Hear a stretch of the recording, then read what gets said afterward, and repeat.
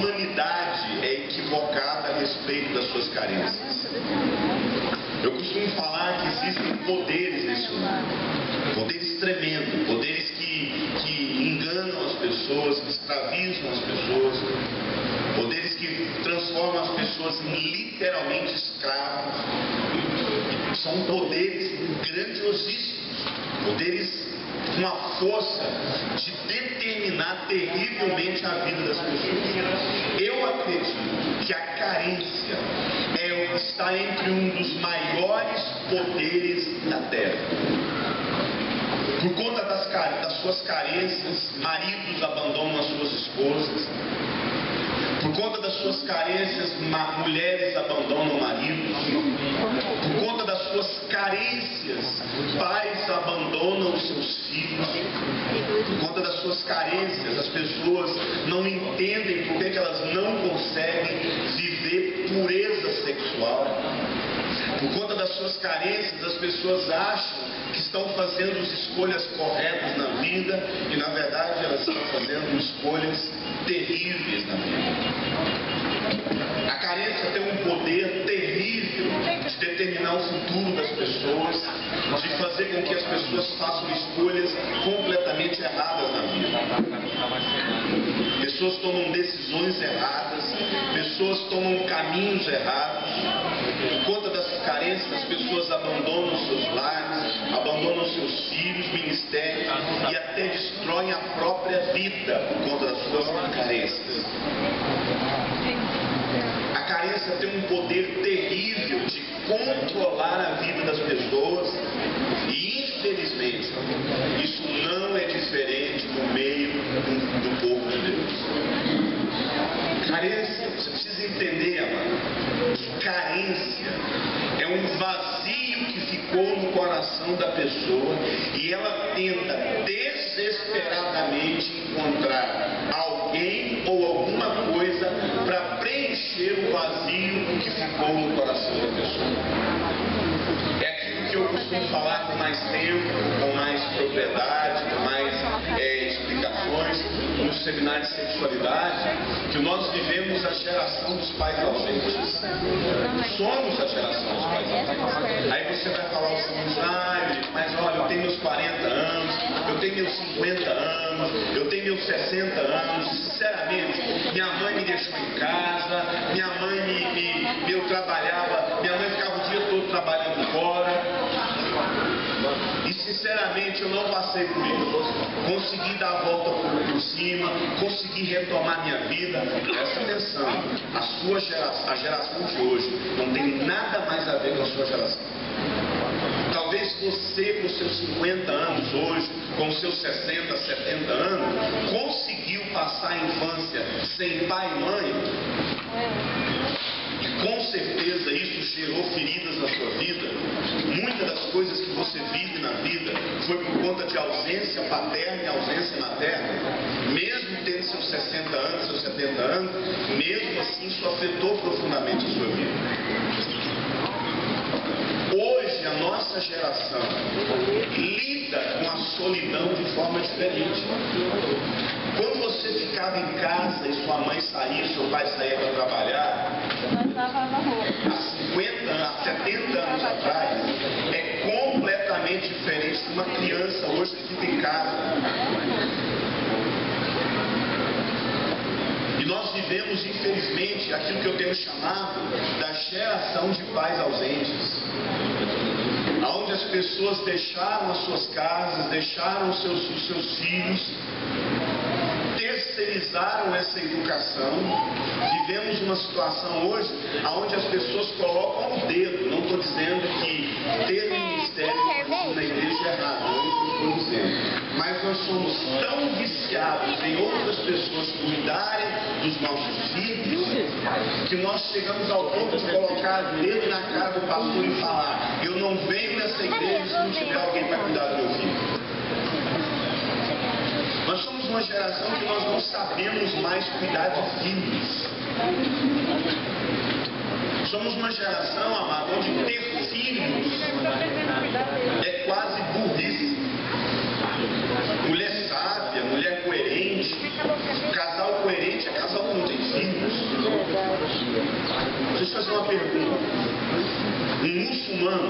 dúvida que o filho dele vai ser um mohamedinho, um muçulmaninho? Porque eles são obrigados a ser. Por que um cristão tem dúvida se o filho dele vai ser um cristão? Porque a gente prioriza tudo, menos os nossos filhos. Cuidando e ensinando ele a ser um muçulmano. Cuidando e ensinando ele a seguir Allah. Cuidando e ensinando ele a obedecer ao Corão. E emoções não se sentem só com aquilo que a gente ouve. Emoções, pensamentos são formados por aquilo que a gente sente. É provado cientificamente, não que a gente fazia na ciência, mas a ciência prova que uma criança sente as emoções da mãe dentro da barriga. Sente. Eu conheci uma moça que ela tinha uma diarreia que ninguém controlava essa diarreia. Fazia exames, ela não tinha problema de lactose, ela não tinha síndrome do intestino irritado, ela não tinha.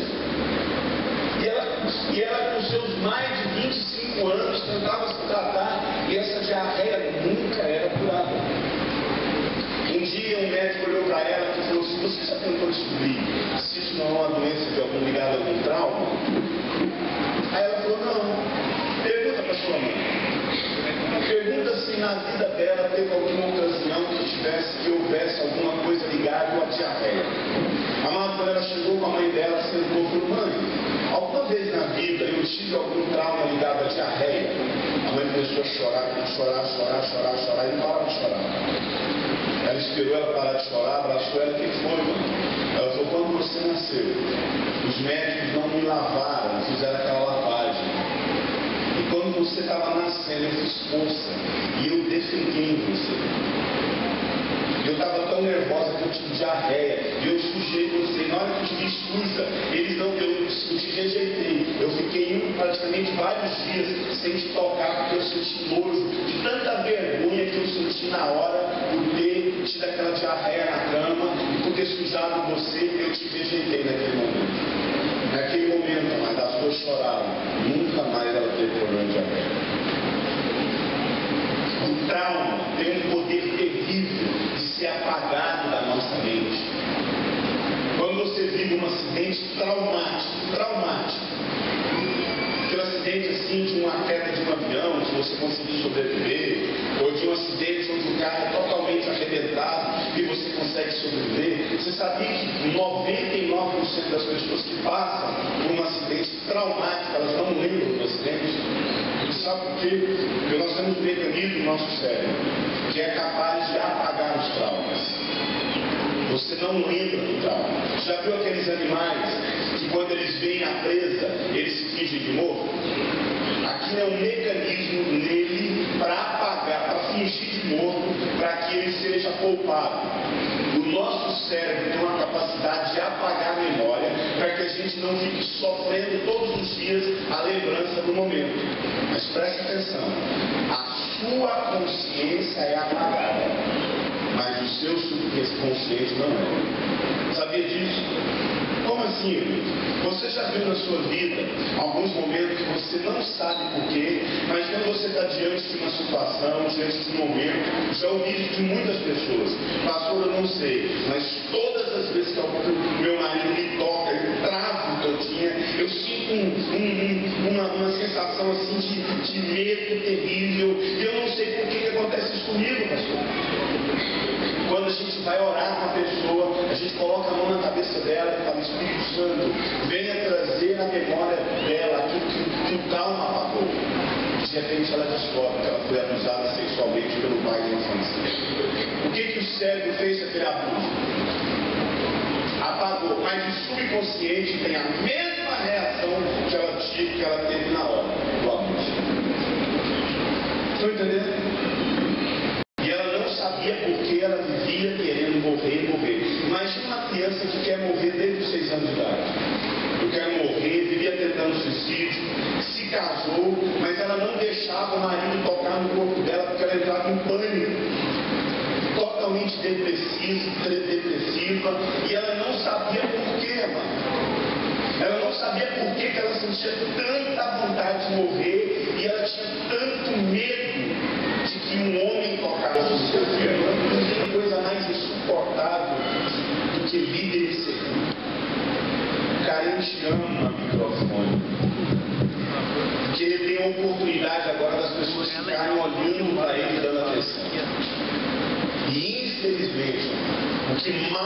tem na igreja hoje é gente mal resolvida, carente, tentando arrancar das pessoas a solução dos seus problemas.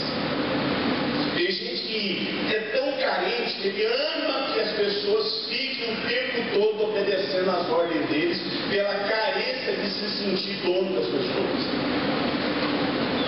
Então a primeira coisa que eu queria colocar diante no entendimento de vocês: carência não é um sentimento a ser suprido. Carência é uma doença que tem que ser curada. Por isso carência não se supre. Eu estou carente, aí eu quero alguém para suprir as minhas carências. Põe algo na sua cabeça: carência é uma doença.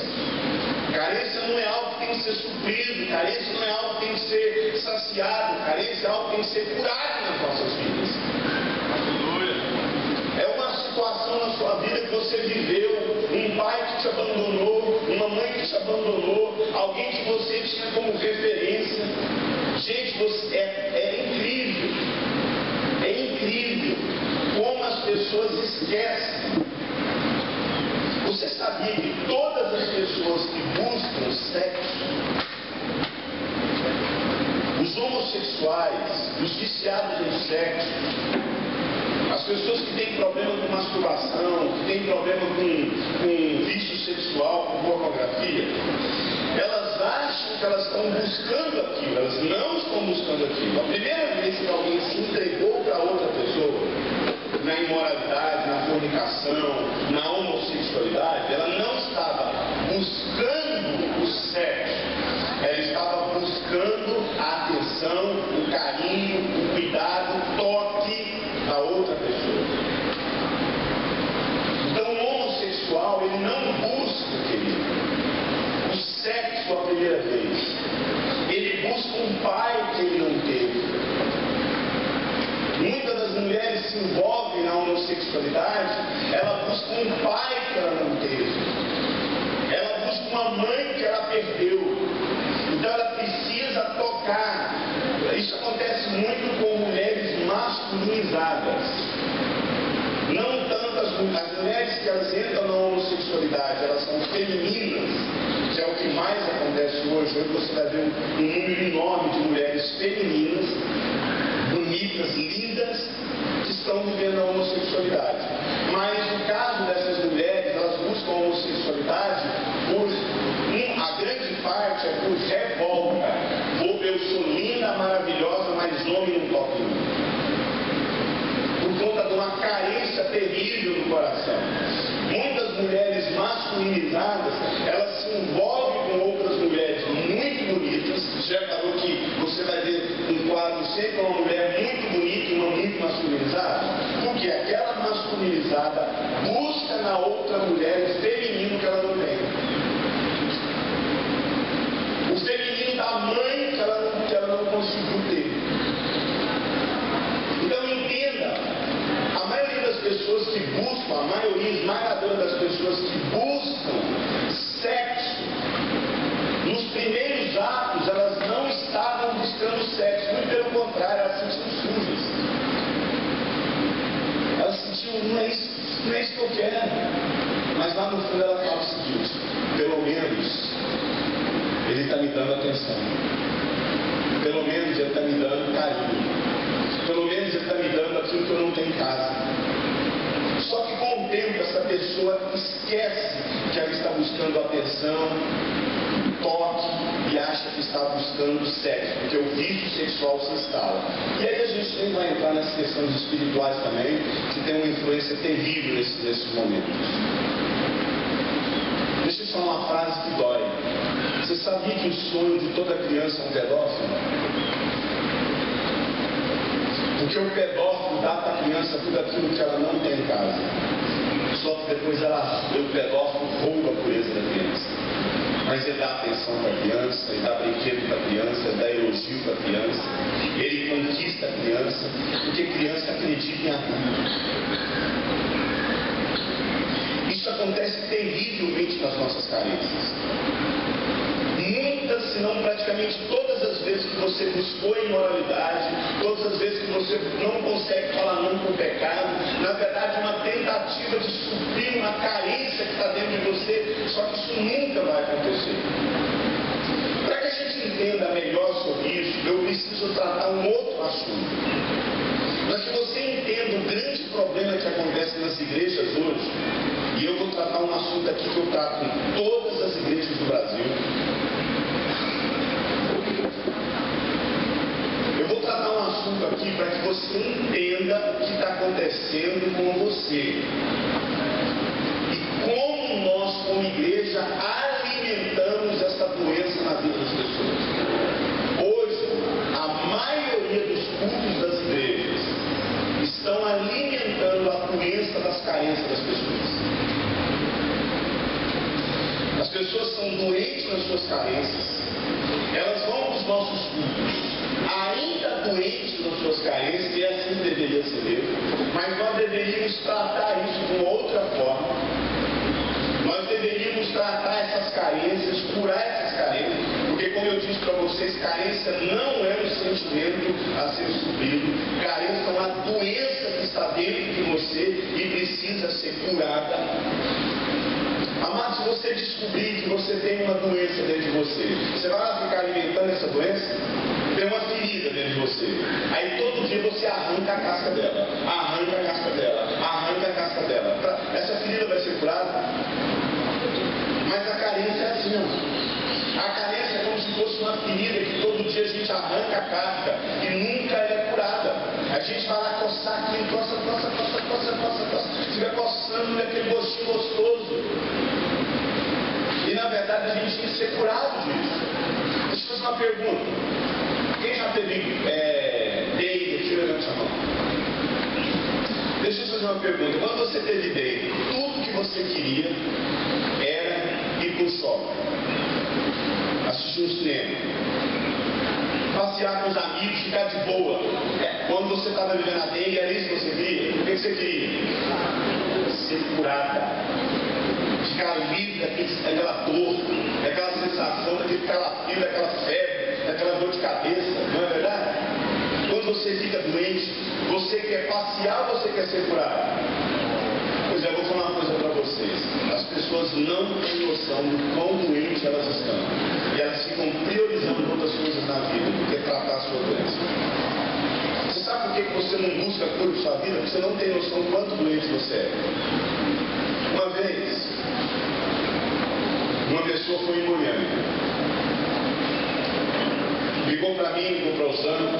Ela não mora em Goiânia, na época ela não estava morando.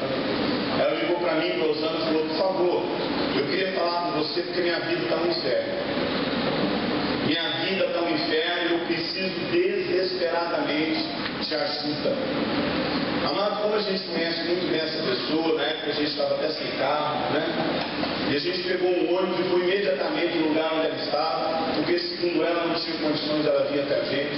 A gente foi para lá e a gente foi conversar com essa pessoa, sentou numa mesa e ela começou a contar: olha, meu casamento é uma mentira, minha vida é um inferno, meu marido não aguenta ver ele mais se masturbando no banheiro, eu sei que ele tem outra pessoa, meus filhos estão depressivos, eu estou com filhos já com tendência a estar afeminado. E começou a falar um monte de coisa para mim, para o Sandro, contando. E depois que ela falava muita coisa, eu falei assim: presta atenção, para a sua vida, para tudo, vem para cá, deixa a gente tratar a ferida de vocês, para tudo. Deixa a gente tratar essa doença que tem dentro de vocês. E eu mostrei que a doença é essa carência, essa necessidade de achar que a vida precisa estar te devendo alguma coisa. O carente é assim que o carente lida com a vida. O carente sempre olha para a vida como se a vida devesse alguma coisa para ele. E na cabeça dele a vida deve para ele. E aí eu falei: olha, larga tudo, vem tomar um tempo. Segura essa história dela aí, que eu preciso contar uma outra história para vocês. Amado, nós tivemos recentemente uma família.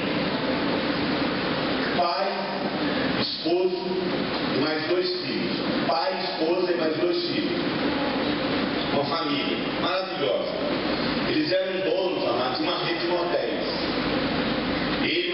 os irmãos dele. Ele teve uma experiência enorme de novo nascimento. Ele teve uma experiência do novo nascimento tremenda na vida dele.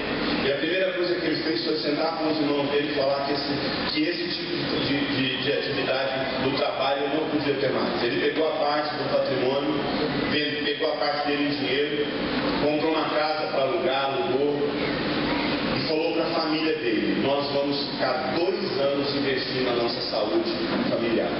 Você sabe por quê? Porque durante a vida toda, os meninos dele já estavam com 15, 14 anos. 2 filhos maravilhosos. Esses 2 meninos nasceram e viveram a vida toda dentro de um hotel, As histórias que eles contam de morte, de assassinato, de briga, de polícia, eles cresceram vendo isso. Era uma família extremamente doente. Ele acumulava inúmeros adultérios. Por várias vezes, o casamento deles, e eles pararam, amados, eles pararam. E durante 2 anos eles fizeram todo tipo de escola que falasse a respeito de restauração familiar. Voltemos à história do outro casal. Cheguei para ela e falei assim: para tudo, vem estar conosco.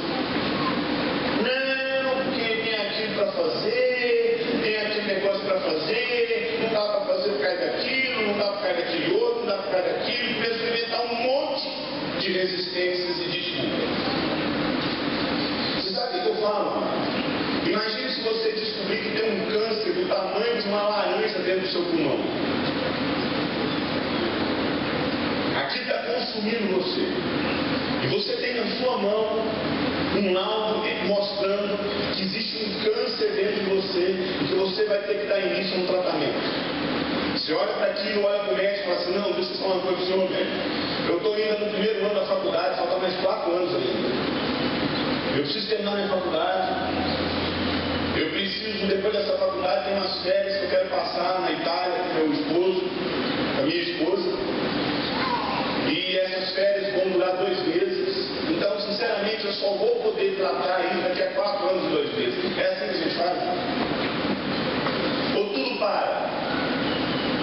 Empresa para, faculdade para, a vida para, meu irmão.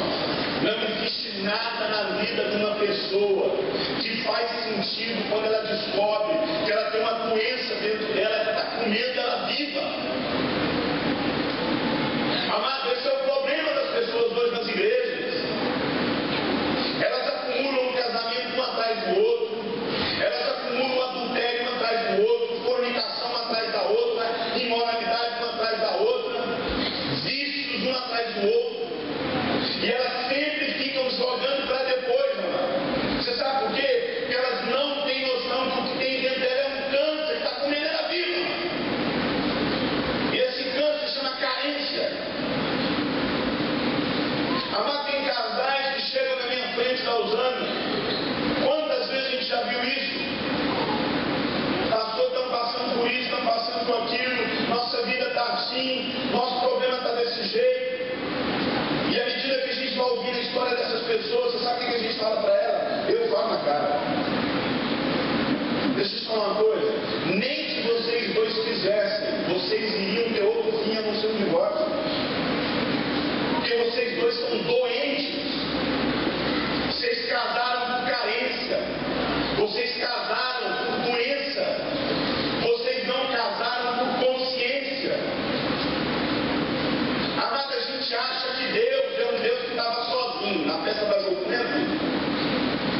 eu estou falando que eu estou falando da minha própria casa. Nas festas da Jocum, Deus está lá sozinho. Aí vai lá e cria o outro. Aí vai abraça o outro. E aí se um rejeita Deus, Deus não. Entendeu? Não é assim? Você já viu as festas da Jocum, não é assim? Parece que Deus é carente.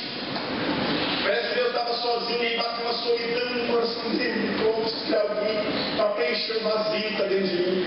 Presta atenção, amado. Olha que em nome de Jesus, não tire atenção.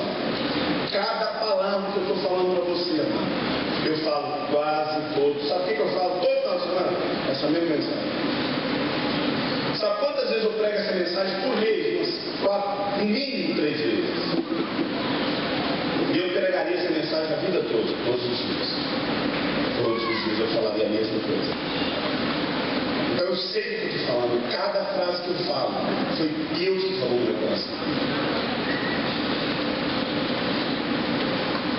Então preste atenção no que eu estou dizendo para você, amor.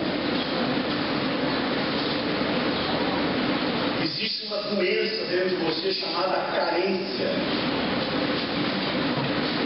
E essa carência, amada, ela nunca vai ser suprida por ninguém.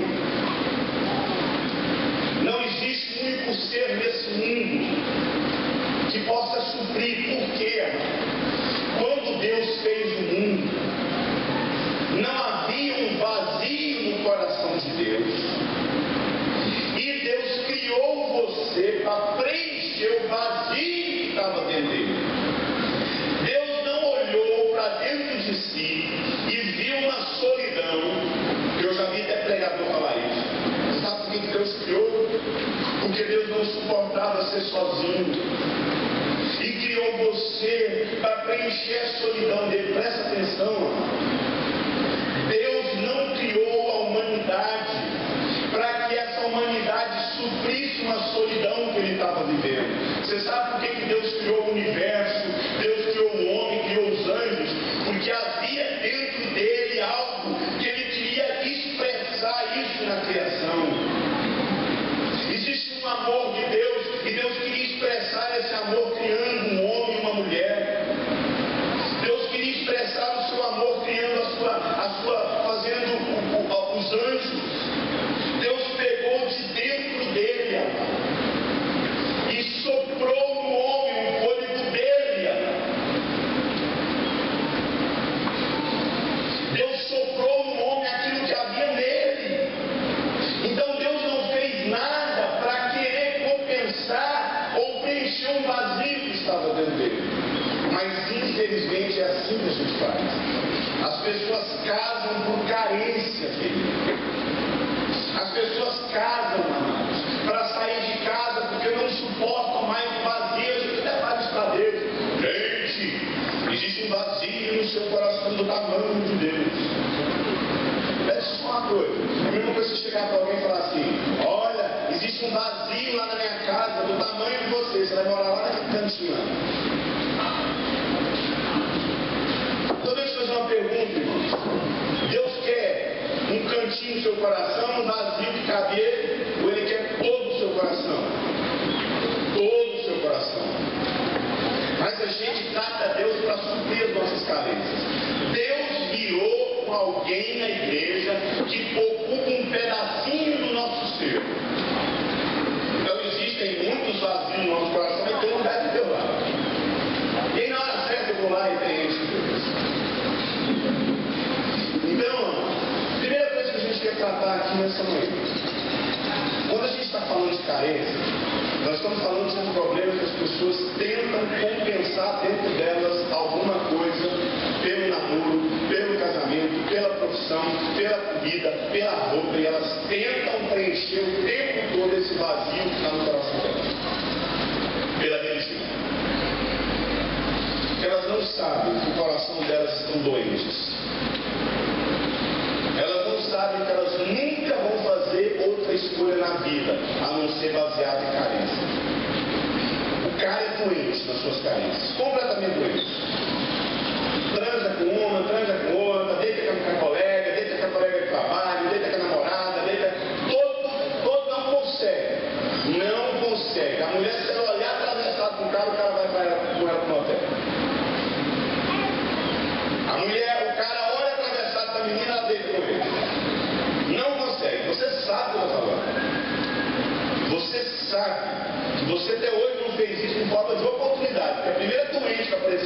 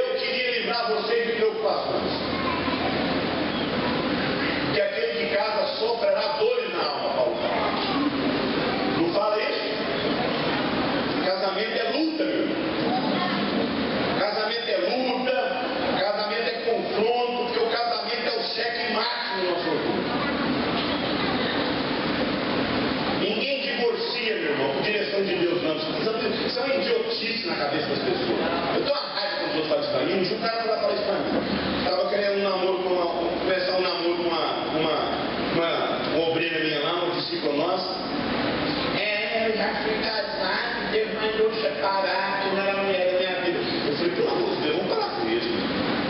A Bíblia é clara. Você sabe por que as pessoas dão carro de volta? Por causa da dureza do coração. Qualquer pessoa vive bem se tiver um coração transformado. Glória a Deus. Você pode pegar uma prostituta, vou falar uma coisa aqui complicada. Você pode casar com uma prostituta lá, pegar ela lá. Se o coração dessa mulher for transformado, os seus dois corações foram transformados, você pode ter certeza que vocês vão viver bem. Então eu vou falar uma coisa para vocês. Tem gente que não achou uma prostituta lá no programa. Tem gente que não achou um cachaceiro doido, um mulherengo no boteco. Tem gente que achou uma moça virgem na igreja, de família estruturada. Tem gente que achou um cara de Deus, mas a doença do outro estragou a vida. Então tem gente que casou com a pessoa certa. Só ele que era a pessoa errada. Tem gente que casou com a mulher de Deus. Sabe o que é isso? É o trapo de imundícia. A Bíblia fala lá, o Isaías fala isso, né? Que a nossa justiça é como trapo. Ah, amado, por muito tempo eu achei que era o trapo de imundícia, era o absorvente da mulher. Lá, algumas pessoas falam que era o absorvente da mulher lá da Bíblia, que não tinha como é que chamou?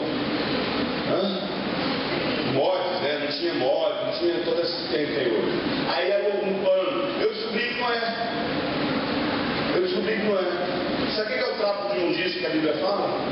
Era o seguinte, tem pessoas naquela época, a lepra naquela época, até hoje é assim, né?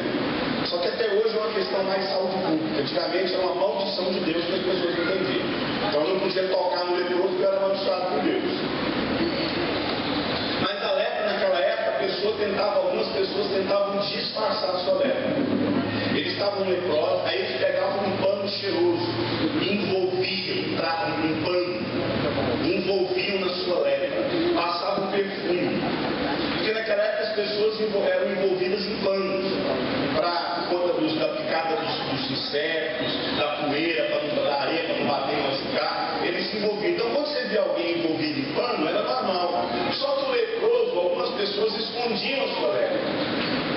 Colocavam um perfume, pegavam um pano limpinho e envolviam. Só que no decorrer do dia, o líquido da lepra, os líquidos do corpo, da ferida, contaminavam o quê?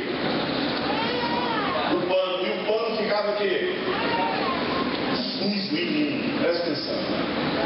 O carente é desse jeito. Ele é tão doente que ele casa com a pessoa certa. Aí ele fala o seguinte, eu estou com essa doença aqui. Não aguento mais ficar indo todo final de semana buscar mulher. Eu vou casar com essa menina. E essa menina, sabe o que é?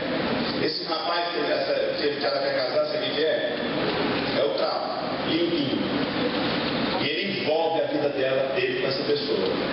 Só que com o tempo, a doença dele contamina a pessoa também. E aquilo que a pessoa era de Deus, agora está contaminada pela doença dele também. Então deixa eu te falar uma coisa.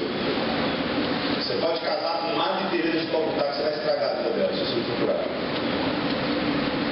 Você pode ter a mulher mais abençoada na sua vida. Você pode ter o homem mais abençoado na sua vida. Põe na sua cabeça. Você vai acabar com a vida dessa pessoa. O carente, amado, é como se fosse um barril de pólvora. Sabe aquela história do Pernalonga? Quando ele pega lá o barril de pólvora e coloca para explodir aquele cara de chapéu bigodudo?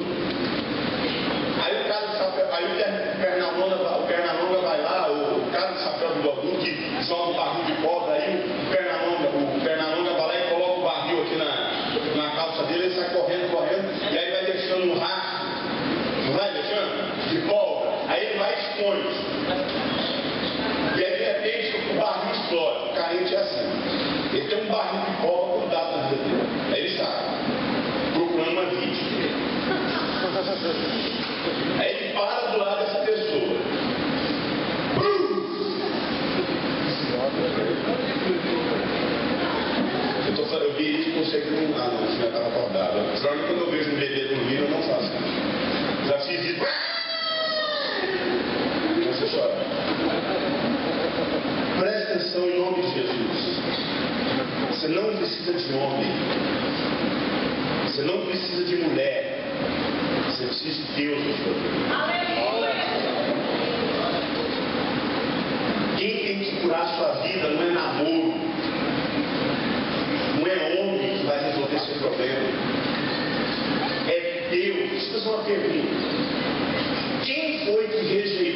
oferta de Caim?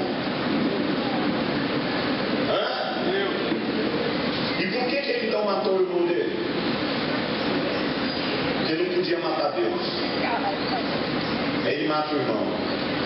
Você sabe por quê, mano? Você sabe por que você odeia seu irmão? As pessoas chegam pra mim e dizem, pastor, eu tô a raiva daquela mulher minha. Aquela mulher é a cara da minha vida. Eu fico ouvindo. Aquela mulher é um enfermo. Que marido é um enfermo. Que povo, aquele filho. Pastor, aquela igreja. O governo daquela igreja. Eu fico ouvindo. Aí eu falo assim, pois é. E Deus? É bom você falar. Por que Deus me colocou nisso? Então o seu problema não é com as pessoas, é com quem? Então o problema do Caim era com quem? Então por que você matar o irmão dele? Porque eu não quis enfrentar Deus na vida dele. O seu problema não são as pessoas. O seu problema é Deus. Você não deixa Deus curar a sua vida, você fica se escondendo atrás de certas coisas. Jesus é maravilhoso. Jesus é maravilhoso. Jesus está lá diante da Maria, lá, que escolheu a boa parte. E a outra, a Isabel? Marta. E Marta estava lá agarrada, trabalhando, não era? Agarrada, trabalhando. E ela estava chateada com quem? Maria. Qual o problema dela na Maria? Não, o problema é que ela não conseguia ter aquele estilo de vida que Maria estava tendo ali. Às vezes a gente fica irritado com as pessoas que falam para ele, esse povo só quer saber de Deus. Porque você não dá conta de ter essa vida. Esse povo só quer ficar lá no pé de Jesus, porque você não consegue. Você consegue ficar. Agora detalhe, Jesus fala para ela parar de trabalhar. Jesus fala para ela fazer o quê? Pede para ela parar de ter preocupações. Talvez Jesus fale assim, Marta, para de trabalhar. Ele fala assim, Marta, para que tanta preocupação? Então significa que ela usava um monte de atividade para quê? Para querer compensar ou esquecer as preocupações que ela tinha na vida. Então deixa eu só uma coisa. Você tem que parar de ficar disfarçando essa carência sua. Você não precisa de mulher, você não precisa de trabalho, você não precisa de homem, você não precisa de férias. Você precisa parar e ouvir o que Deus quer falar a respeito de você. É nos pés dele que você precisa estar. Você precisa se encontrar em Deus. Mas tudo isso aqui foi uma introdução. Sabe por quê? Eu quero tratar um assunto com vocês que não serve. Eu preciso tratar isso com uma perspectiva bíblica. Para curar o seu entendimento a respeito de algo que nós cristãos estamos completamente equivocados. Você sabe qual que é o problema? É o problema da bênção. A pessoa é doente, carente lá fora. Ela vem para dentro da igreja e a gente alimenta essa doença dela. Porque a gente gera crente doente. A gente gera um bando de crente que não entra na porta das nossas igrejas na perspectiva daquilo que Deus colocou dentro da vida dela. E ela vai liberar para a vida das pessoas. Como assim, irmãos? Eu preciso da sua máxima atenção. A pessoa ímpia, a pessoa que não conhece Deus, ela chega vazia dentro do nosso meio. Então ela chega aqui tentando encontrar alguma coisa. Uma amizade, uma cura, uma prosperidade, um livramento de algum problema. E essa pessoa entra pela porta das nossas igrejas com essa perspectiva. E não tem nada errado, não, está certo. A pessoa está vazia mesmo. Só que, infelizmente, como igreja, nós alimentamos isso a vida toda nas pessoas. As pessoas passam a vida toda entrando dentro das nossas igrejas na perspectiva de só consumir tudo. Então elas são consumidoras e vêm para dentro das nossas igrejas para saber qual é o pacote melhor naquela noite para elas consumirem.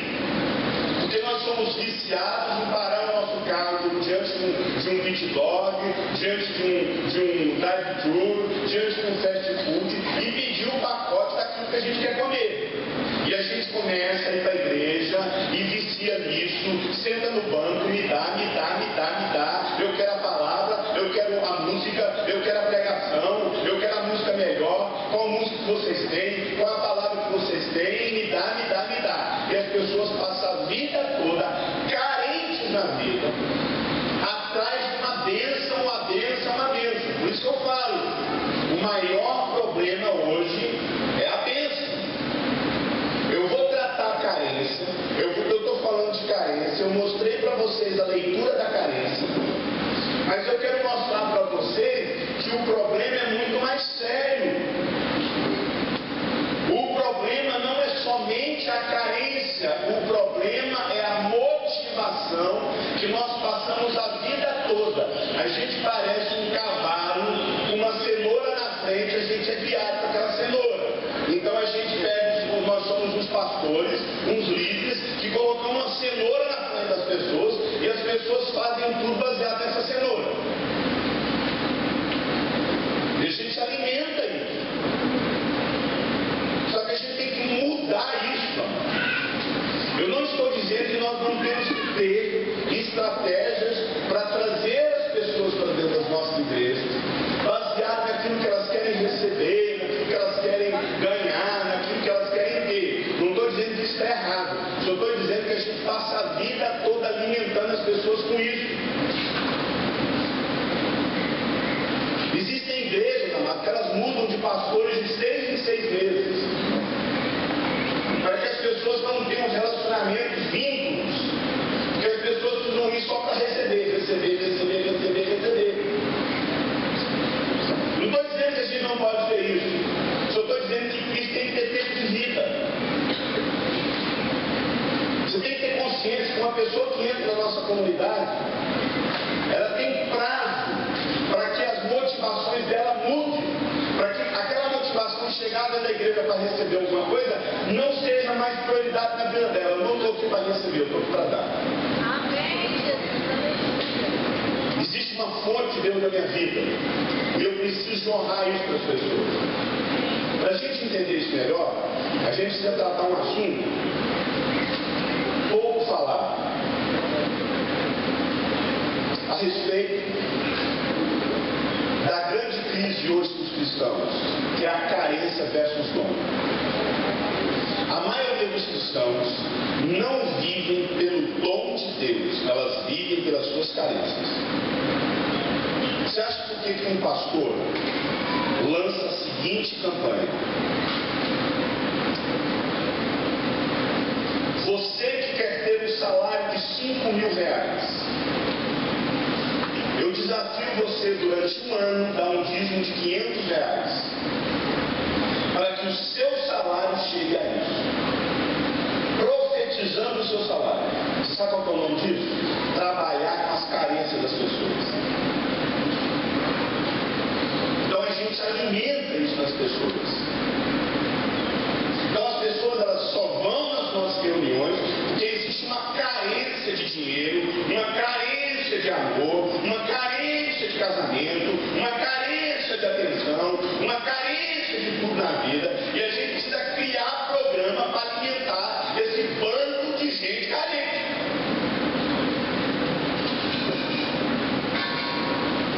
Não estou falando de uma campanha evangelística,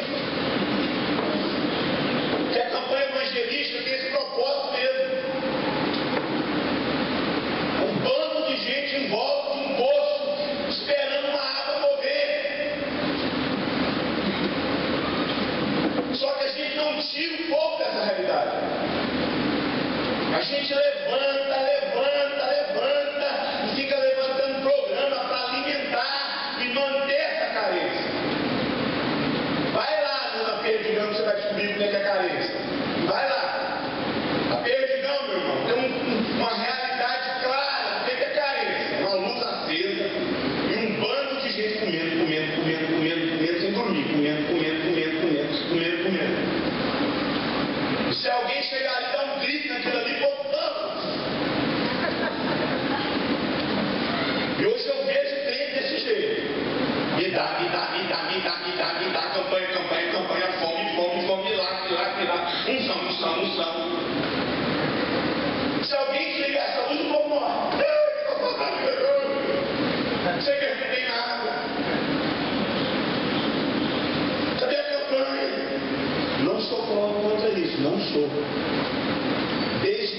esteja acompanhado de consciência. E é sobre isso que a gente vai falar também. Dom de Deus. Não tem como, meu irmão, você caminhar nessa vida que não seja a partir do dom de Deus na sua vida. Existe algo que Deus colocou dentro de você. E o que você precisa é caminhar na vida a partir do que Deus colocou na sua vida. Para a gente entender isso melhor, nós vamos falar a respeito desse versículo que se encontra aqui em Gênesis capítulo 1, verso 21. Então Deus nos abençoou e disse: frutificai. Vocês estão aí nesse versículo? Deus qual foi a segunda coisa que Deus, qual foi a outra coisa que Deus disse ao homem? O homem tinha um objetivo? O homem tinha um propósito? O homem tinha um alvo? Qual era o alvo, o objetivo e o propósito? Frutificar, multiplicar. Por que ele ia fazer isso? Porque ele foi abençoado. Porque ele foi? Ele iria ser abençoado porque ele ia frutificar? Ele ia se tornar abençoado porque ele ia multiplicar? Ele iria se tornar abençoado porque ele ia encher a terra? Não. Tudo que o homem iria fazer é porque ele já era abençoado. Aleluia! Ele não ia fazer nada mais para alcançar a bênção. A bênção não era o objetivo da vida dele. A bênção era o motivo da vida dele. Ele ia fazer algo porque ele era motivado. Você sabe por que eu vou frutificar? Porque eu sou abençoado. Você sabe por que eu vou encher a terra? Porque eu sou abençoado. Mas infelizmente, amado, o dia que eu casar que eu vou ser abençoado. O dia que eu fazer tal coisa que eu vou ser abençoado. O dia que eu me relacionar com essa pessoa que eu vou ser abençoado. Presta atenção. Vamos entender o que é bênção. Para que eu possa abençoar alguém, eu tenho que dar a ela alguma coisa, sim ou não? Então o princípio da bênção não é pegar algo que eu tenho e abençoar alguém. Sim?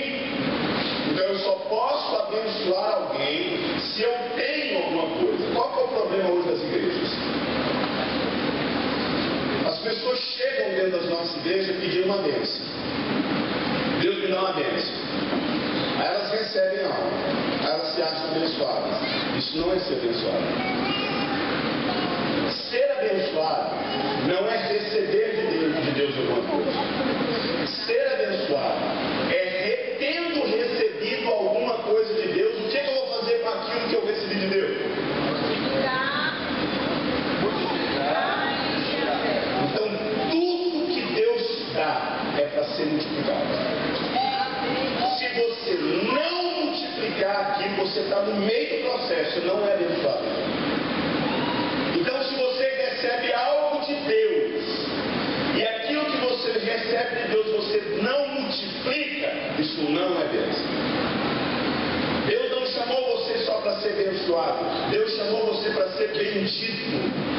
Por que Jesus era bendito? Porque tendo recebido de Deus alguma coisa, ele compartilhou conosco. Isso é ser bendito. Então o homem não precisava se preocupar com a bênção, uma vez que ele já era. Então entenda uma coisa.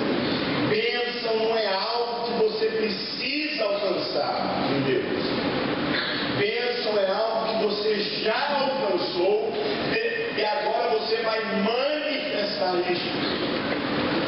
Enquanto você ficar com essa mente de que a bênção é algo que você vai receber, eu estou aqui para receber uma bênção de Deus, para com isso. Bênção é algo que você vai manifestar. Existe algo dentro de você e que você vai fluir. Para que a gente entenda isso melhor, vamos pensar a respeito do homem. Deus o abençoou. Como a bênção é algo que eu tenho algo de Deus, eu tenho algo. E aí eu vou abençoar essa pessoa. O que eu vou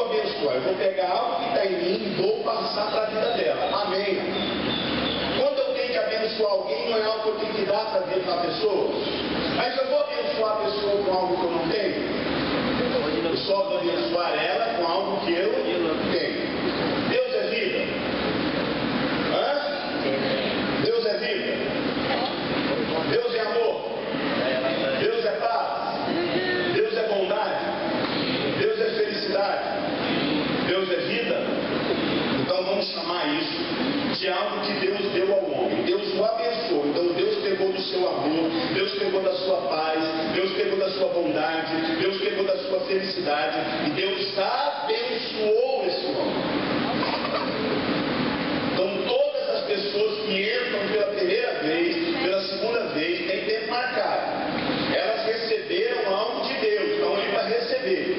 Só que a gente tem que entender que isso tem que parar, meu irmão. Quanto tempo, quantas pessoas aqui têm um ano de conversão? Um ano. Mais de um ano. Quantos aqui têm menos de um ano? Quantos aqui têm mais de um ano?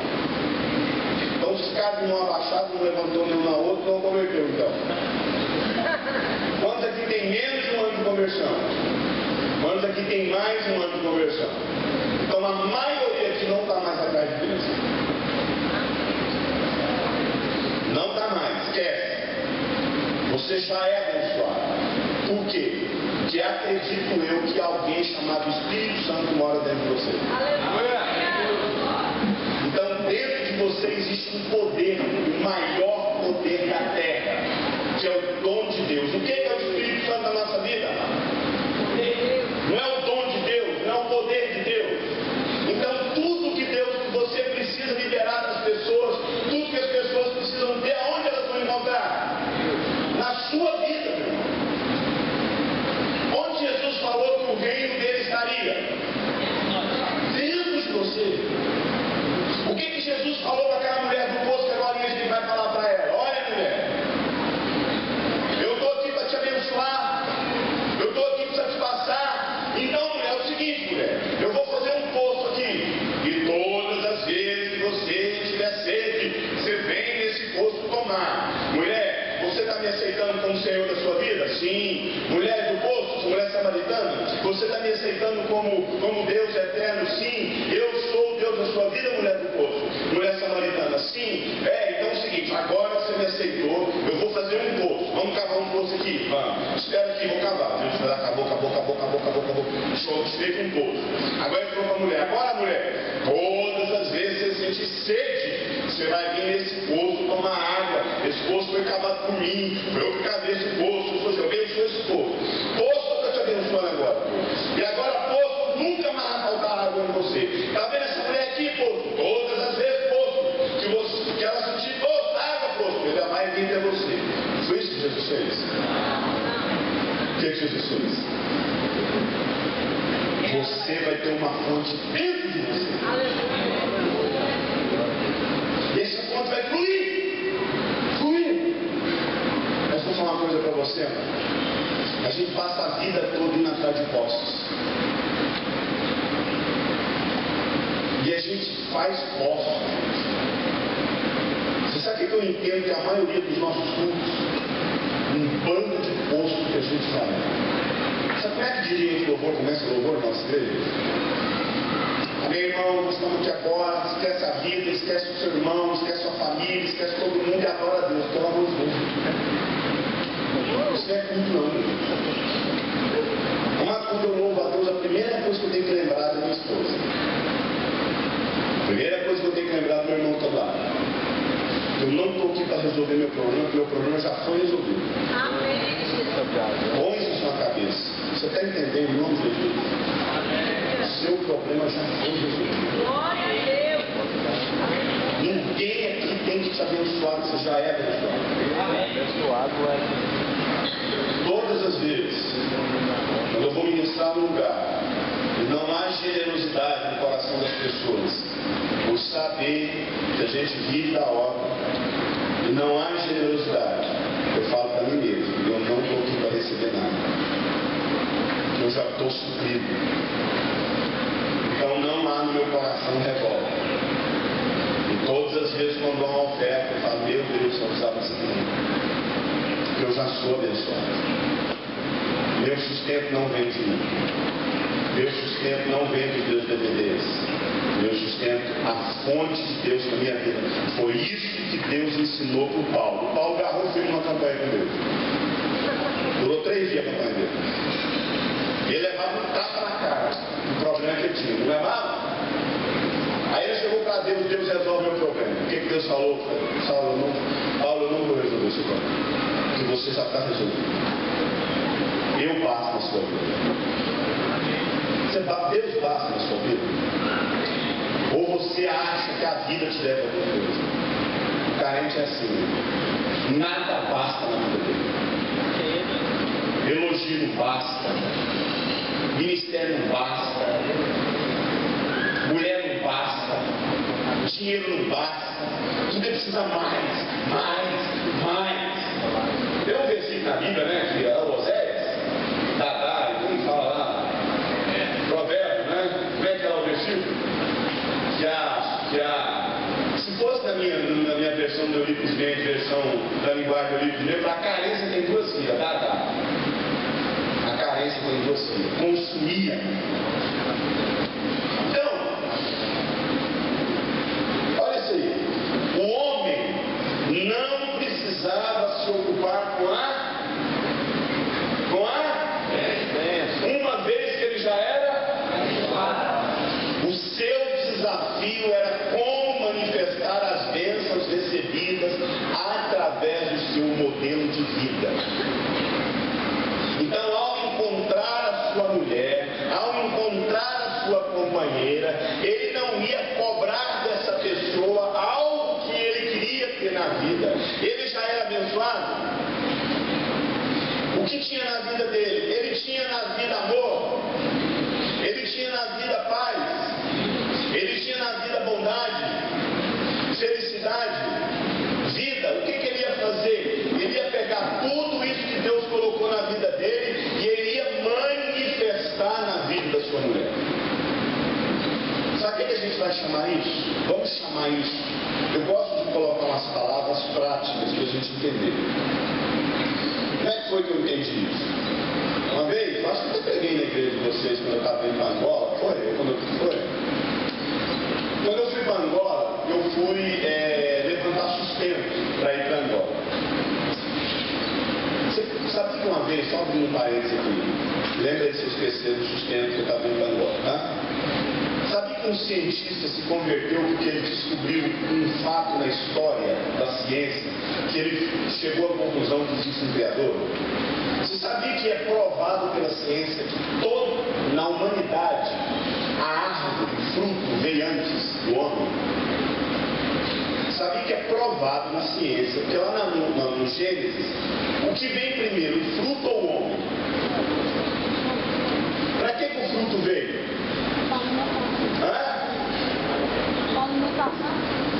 Para que existe o fruto?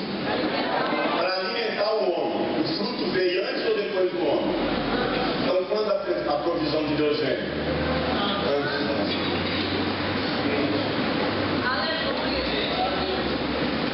Deus primeiramente proveu, para depois, em tudo aí na sua vida, para de achar que a vida está faltando alguma coisa. O cientista chegou à conclusão que Deus existe, sabe por quê? Porque é provado pela ciência que a árvore e os frutos vieram antes do homem. Então um Deus que já colocou o homem na provisão. Mas, amado, infelizmente nós somos esse bando de gente, amado, que parece que a vida não tem nada. Então, quando eu fui para Angola, eu tinha que levantar o sustento. Esse sustento eu sabia que já existe. Amém. Amado, eu tenho uma propriedade, eu sei, eu estou orando a Deus, uma propriedade de R$400 mil. Eu já estive pesquisando. Amado, essa provisão já existe. Amém. Amém. Então não vou ficar com o coração ansioso, que esse é o problema da ansiedade. Presta atenção.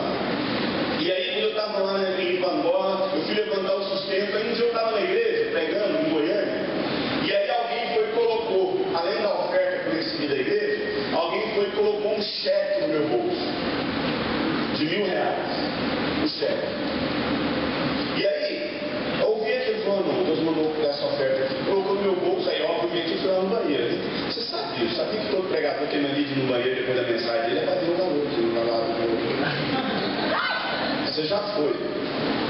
Você já foi no banheiro alguma vez, não foi? Quando você recebeu aquela ofertinha. Aí eu fui lá no banheiro. Quando eu cheguei aqui, pessoal, não morreu não. Aí quando eu fui lá no banheiro, quando eu vi o cheque era R$1.000. Aí eu fui lá no banco descontar o cheque. Quando eu cheguei lá no banco para descontar o cheque, até aquele cheirinho na barriga. A hora que a mulher pega o cheque, ela saiu para ligar. Aí quando ela voltou e passou o cheque na maquininha, quando o cheque lá na maquininha, você chega à conclusão dele. O cheque tem fundo. Agora presta atenção. Por que eu saquei R$1.000 naquela conta? Porque havia um depósito naquela conta que me permitia sacar aquele dinheiro. Vamos chamar isso de crédito. Havia um crédito naquela conta que me permitia sacar. É isso que eu quero falar para você. Não existia falta na vida desse homem.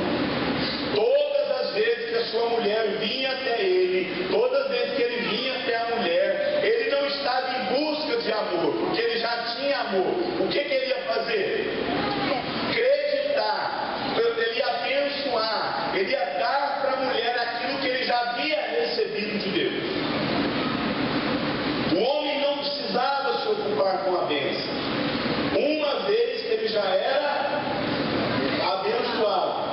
O seu desafio era manifestar as bênçãos já recebidas. Só que presta atenção, a maioria de nós não somos movidos, a nossa motivação, a maioria de nós não somos movidos para revelar o que Deus colocou dentro de nós. A maioria de nós somos movidos para consumir algo que está faltando na nossa vida.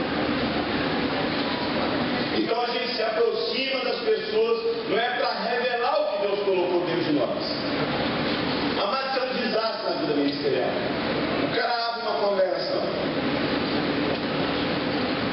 o cara casa, a pessoa começa um relacionamento, não movido pela consciência que Deus colocou algo na vida dele, e ele tem que viabilizar, abençoar as pessoas com isso. Ele abre uma congregação, ele abre um ministério, ele grava um CD, ele começa um grupo, ele começa um evento, ele namora, ele casa pela carência de se afirmar, pela carência de se afirmar, pela carência de provar para as pessoas que ele é alguém. Amado, Jesus veio provar que ele é um filho de Deus. Ele veio o quê?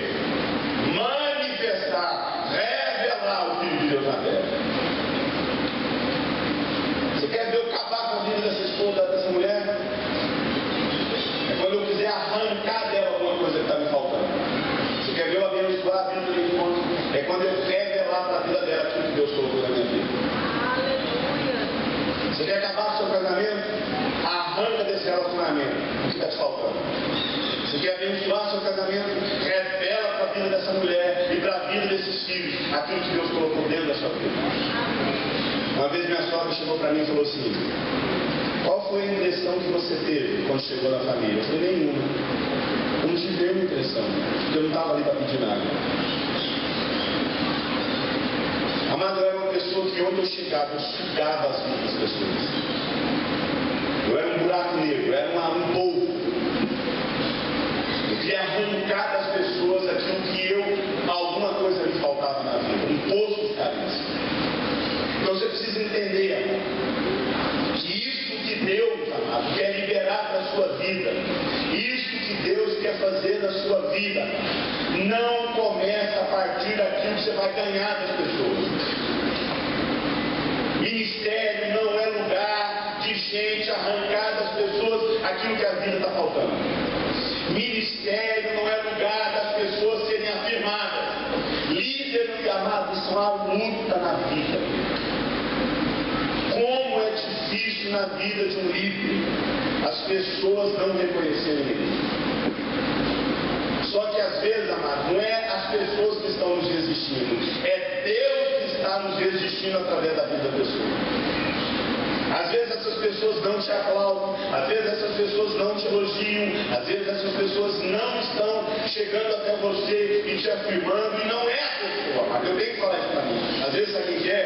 É Deus que está nos existindo através da pessoa.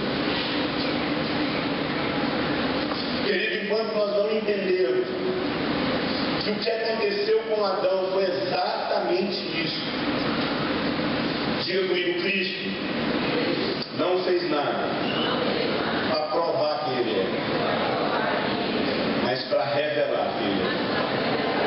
Eu queria fazer uma pergunta. Na sua vida, você gasta mais tempo provando ou revelando?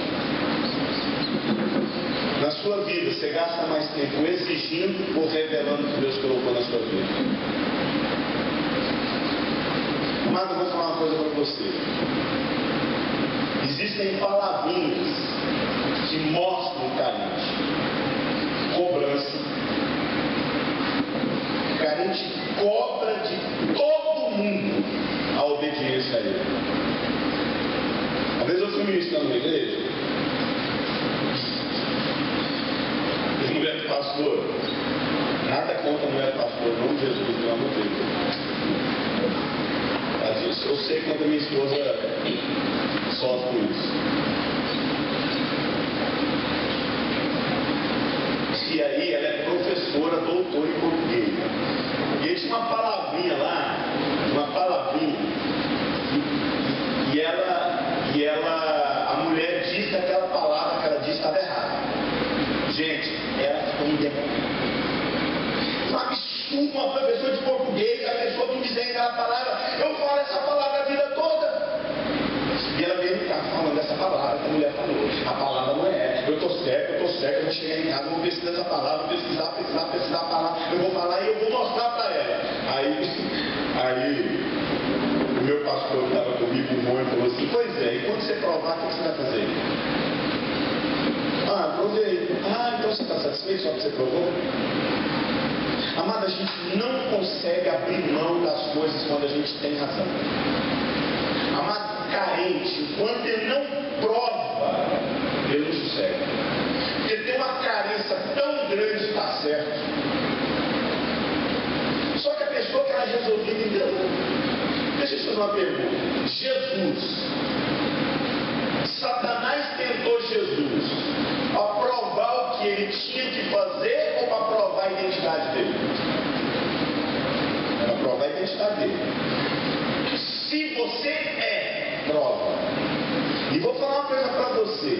Se Satanás chegar para nós e falar, se você é filho de Deus, prova. Sabe o que ele faz? Ele prova. E aí a gente se arrebenta. O que eu vejo gente se arrebentar comprando casa, se arrebentar comprando propriedade, se arrebentar com dívida, se arrebentar com um monte de coisa na vida para provar que é filho de Deus, se arrebenta. Se você é filho de Deus, pula! Porque eu já vi gente se arrebentar embaixo para provar que é filho de Deus. Deixa eu te falar uma coisa. Um dos processos de maior maturidade da nossa vida é quando a gente para de provar quem a gente é. Eu sei quem eu sou. Na vida ministerial, presta atenção, os lobeiros. Na vida ministerial, nós sempre vamos ser mal interpretados naquilo que a gente faz. O que ele está pegando no Brasil que eu tenho igreja para tomar conta? Para que essa pessoa fica todo enfurnada dentro de um quarto, estudando? Tem tanta gente para tomar conta? Para que essa pessoa fica na rua e cuidando de gente, em vez de fazer aquilo? Amado, quando eu sei quem eu sou, pronto. Eu sei o que Deus pediu para fazer. Eu tenho uma palavra de Deus na minha vida que é para discipular a igreja do Brasil. Eu tenho consciência disso. Eu tenho consciência que Deus me chamou para discipular o Brasil. E é isso que eu falo para as pessoas que eu discipulo. Você tem que ouvir de Deus uma direção para a sua vida. E você tem que caminhar e lá na frente as pessoas vão saber. Realmente, é de Deus o que essa pessoa está fazendo. Mas a maioria das coisas que você faz, as pessoas não vão entender. E você precisa ter consciência se o que você está fazendo foi Deus que está pedindo para você fazer ou não.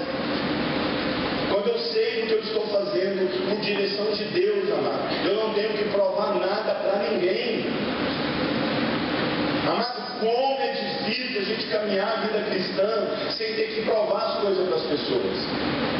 Mas a nossa carência não deixa.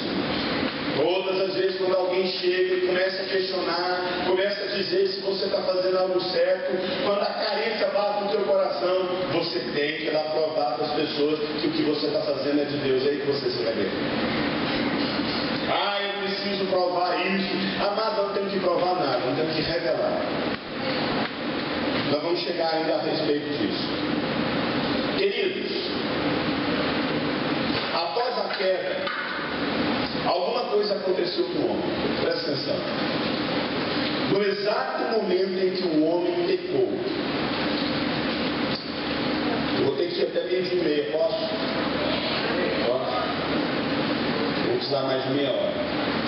No exato momento em que o homem pecou, de alguma forma, presta atenção, tudo aquilo que era débito na vida dele, tudo aquilo que ele ia abençoar as pessoas, tudo que era débito não, tudo aquilo que era crédito na vida dele, tudo aquilo que ele ia abençoar a vida das pessoas, passou a ser débito. Tudo aquilo que ele ia fazer na vida das pessoas, passou a ser